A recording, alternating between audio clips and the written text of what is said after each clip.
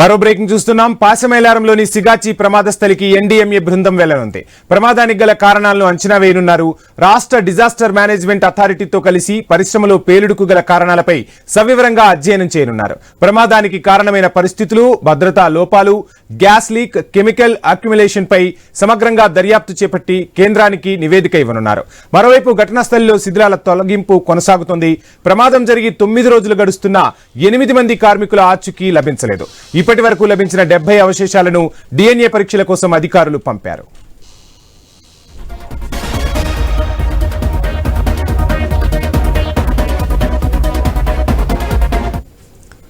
పాశమైలారంలోని సిగాచి ప్రమాద స్థలికి ఎన్డీఎంఏ బృందం వెళ్లనుంది. ప్రమాదానికి గల కారణాలను అంచనా వేయనున్నారు. రాష్ట్ర డిజాస్టర్ మేనేజ్మెంట్ అథారిటీతో కలిసి పరిశ్రమలో పేలుడుకు గల కారణాలపై సవివరంగా అధ్యయనం చేయనున్నట్టుగా తెలుస్తుంది. ఇదే అంశానికి సంబంధించి ఫుల్ డీటెయిల్స్ మా ప్రతినిధి కాంతి కుమార్ అందిస్తారు. క్రాంతి, చూస్తున్నాం 9 రోజులు అవుతుంది, ఇంకా 8 మందిని గుర్తించాల్సి ఉంది. ఇదొక పెను విషాదం. అయితే మరోవైపు ఎన్డీఎంఏ బృందం ఇంకా దర్యాప్తు చేయబోతున్నట్టుగా తెలుస్తుంది. ఈ రెండు అంశాలకు సంబంధించి డీటెయిల్స్ ఏంటి? ఇంకా ఆచూకీ లభించని వారి కోసం ఏ విధంగా రెస్క్యూ ఆపరేషన్ కొనసాగుతోంది? వంశీ, సిగాచి ప్రమాదం అనేది సాధారణ ప్రమాదం కాదు. భోపాల్ గ్యాస్ దుర్ఘటన అనేది దాదాపు 1000 మంది చనిపోయారు.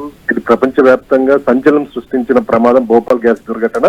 ఆ తర్వాత మన దేశంలో ఈ సిగాచినే రసాయనిక పరిశ్రమలో 2వ అతిపెద్ద ప్రమాదం. దీంట్లో దాదాపు 42 మంది ఇప్పటికే చనిపోయినట్లు అధికారిక లెక్కలు చెప్తున్నాయి. 42 మంది చనిపోయారు. వాళ్ళ మృతదేహాలను గుర్తించి వాళ్ళ బంధువులకు అప్పచెప్పారు.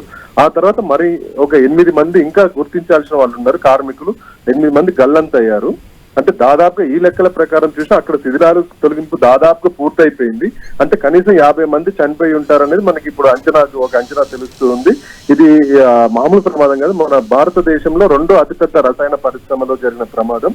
ఇక ఈ శిథిలాలు అంటే ఇప్పుడు దాదాపు ఇంకా 8 మంది జాడకు కనుగొనాల్సి ఉంది. 8 మందికి సంబంధించి శిథిలాల్లో ఇవన్నీ ఆ పేలుడు దాటికి, ఆ వేడికి, వీటన్నిటికి కూడా దాదాపు శరీరాలు కాలి బూడిదైపోయాయి.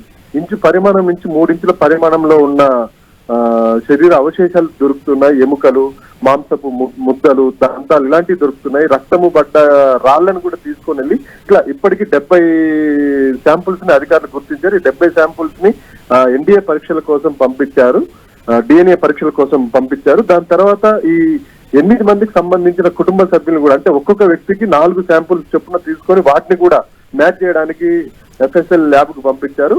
ఆ ప్రక్రియ కొనసాగుతుంది. అయితే 9 రోజులుగా ఇంకా మా వాళ్ళ పరిస్థితి ఇప్పటికీ ఈ 8 మంది కుటుంబ సభ్యులు వారు లేరు అన్న ఒక ఆశనైతే వదులుకున్నారు. కానీ కడచూపు కోసం వారు ఏమన్నా అవశేషాలు ఇస్తే వారికి అంత్యక్రియలు నిర్వహించాలి అనే ఒక కోణంలో వాళ్ళు ఎదురు చూస్తున్నారు. ఐలా వద్ద ఏర్పాటు చేసిన సహాయ కేంద్రంలో గత 9 రోజులుగా చిన్న పెద్ద అన్న తేడా లేకుండా అందరూ పడిగాపులు కాస్తున్నారు. వాళ్ళ పరిస్థితి చూస్తుంటే అత్యంత హృదయ విదారకంగా కనిపిస్తూ ఉంది.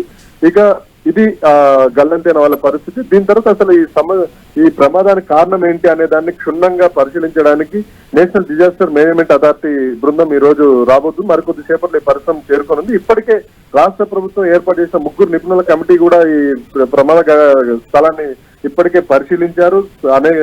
వివిధ స్థాయిలో సమాచారాన్ని సేకరించారు. అది ఒక వైపు నడుస్తూనే ఉంది. దాని తర్వాత ఈ రోజు ఎన్డీఎంఏ అనేది నేషనల్ డిజాస్టర్ మేనేజ్మెంట్ అథారిటీ అనేది ఇది జాతీయ స్థాయిలో అత్యున్నతమైనది. ఇది ప్రకృతి విపత్తులు పెద్ద స్థాయిలో జరిగినప్పుడు కానీ, యుద్ధాలు జరిగినప్పుడు కానీ ఇది ఇన్వాల్వ్ అవుతుంది.